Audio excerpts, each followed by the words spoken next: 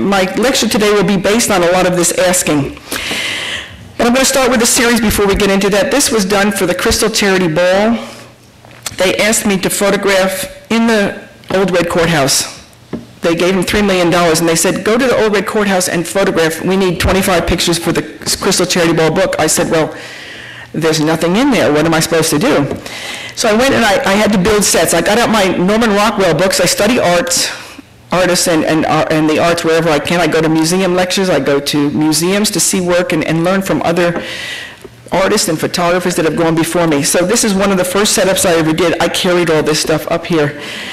And it was a photographer's dream because these were 15-foot ceilings, high arched windows. It was a dream to be a photographer and be in here. Here's another setup that I did.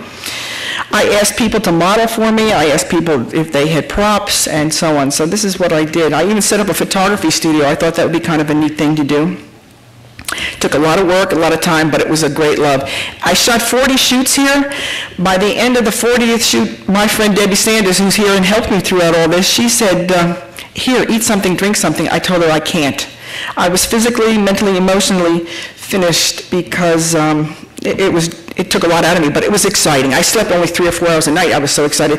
This is Grandma, my mother-in-law. We call her Grandma. She's in the audience as well. She's 99 years young.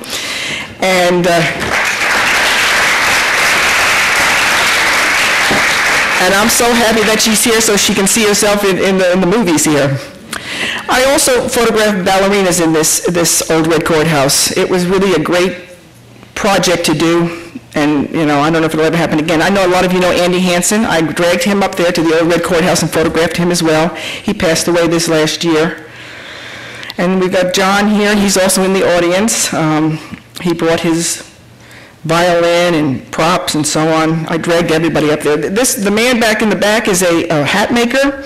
He brought the hats and the molds, and I got the sewing machine and so on. So I was just trying to build sets.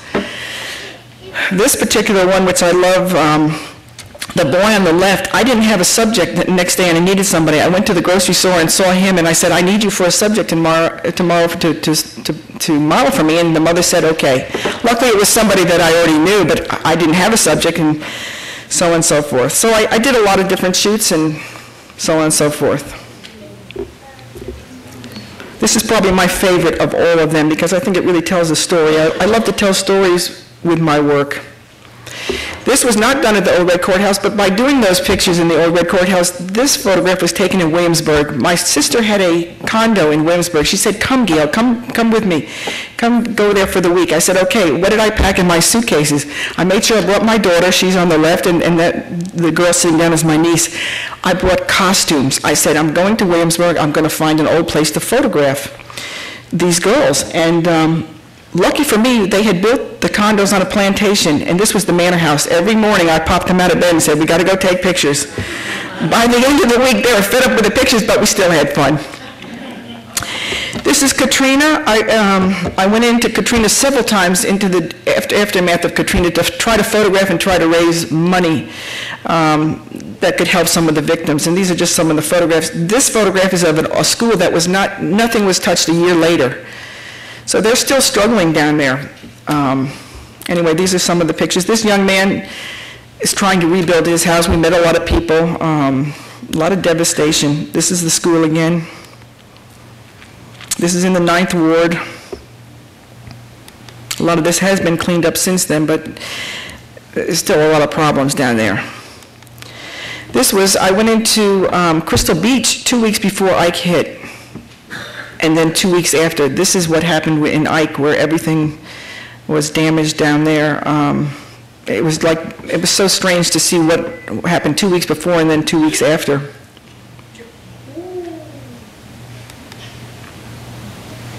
This was interesting. I had never been next to lights, these red, green, and yellow. These things are huge. I had no idea. This is called the old store, or the big store. I had been in this big store the 2 weeks before. I spent 2 hours in there. They had so much neat stuff. And of course, it was just devastated. This is the inside.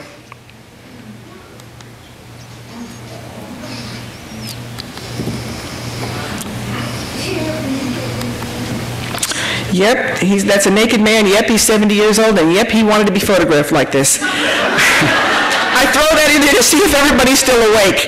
This was as much a surprise to me as it was, as it is to you. But anyway, he's Nature Boy. We call him Nature Boy. He wanted to be photographed. This is who he is. As a photographer, I'm telling you, you've got to expect the unexpected, and that was very unexpected. But I said, do you have a book? Go read to us. So he went and you've got to be quick on your feet when you're a photographer. This is a photograph I took in Turkey in 1995. I was lecturing in Dallas how I photograph children at a convention here, and there was a woman from National Geographic who was talking about photographing in the geisha girls in Japan, how if there's only 400 of them left, if you live there, you would never see one. And I decided right then and there that I was going to go traveling. 2 months later, I was in Turkey. So I'm going to take you through some places that I went. The good thing about a camera is they didn't speak Turkish, they didn't speak English, but it doesn't matter. With a camera, you can do anything, almost anything, and get away with it. This is Tibet. I went in with a bunch of artists. They invited me to go with them. I've been to Tibet twice. Here they are painting the artists. I went with them where they were painting the artists. I photographed immediately, and then I left, and I walked out into the fields. I took the photographs then, and I walked out and followed the people that were going to the fields. Only one time I got lost. Thank God, because I found my way back. They would never have found me. I mean, I would be living there now. We wouldn't have this lecture. But I went to the fields, and I don't speak the language, but it doesn't matter. If you smile and you want to connect with people, you can. These are some of the monks. Everybody has a prayer wheel, which is wonderful. They're in the top of that wheel by her head there. There's prayers that are all wound around the top there, and they believe that the prayers are going up to heaven, so they walk with those all the time. Of course, the children are lovely. This was a home there. These are called pilgrims. They go from wherever they live, and they prostrate like the guy on the floor here that you see.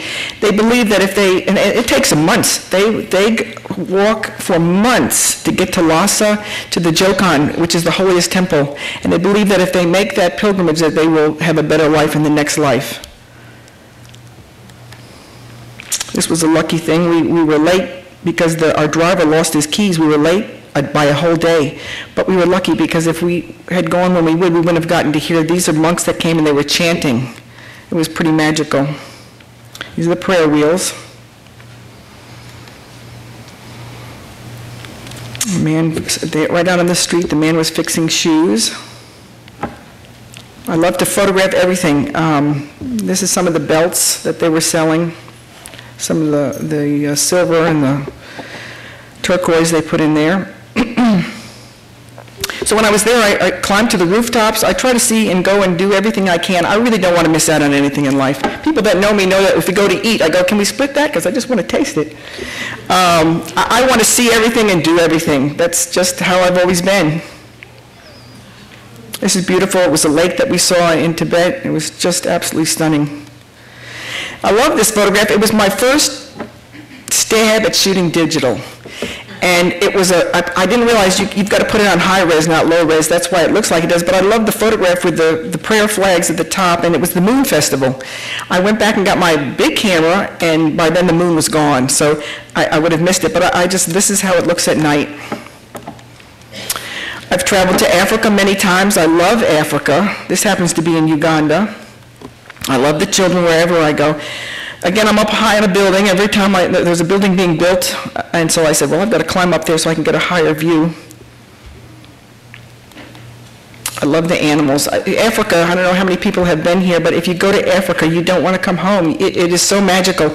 You're out there in the wild with the animals, and it's just, you don't have any cement, you don't have any telephones going, you're just in the wild. It's pretty awesome. And this is a sunset I did.